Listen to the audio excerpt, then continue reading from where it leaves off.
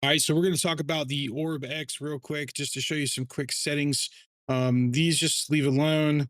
9:30 to 10. I do look at the 5 minute orb here. This isn't a strategy video. I'm just showing you how to use the indicator. But if this was to break out of the 5 minute orb and then shove right back in, I would actually take that fade trade on the 5 minutes. But I typically don't because it doesn't really happen. What I really like is the 9:30 to 10.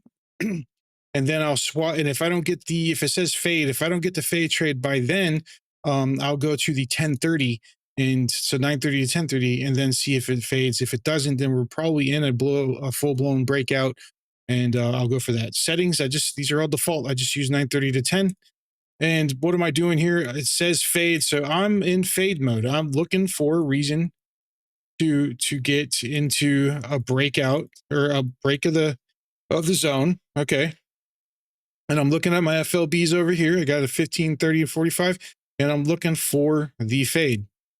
So I'm going to use price action, and that is decent price action right there that I would want to get into this fade trade. So I would buy, and typically I'm just going to go for the middle of the zone here, and my stop is going to go for the low.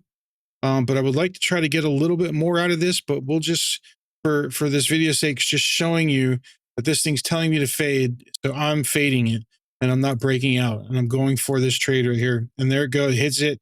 And does it go all the way to the top? It does actually go all the way up to the next zone. I'm to the top of the orb. So you could have taken out all the way up, but I typically have learned my lesson and I go for the middle, and that's it. All right. So that's the low five version of how to use this indicator.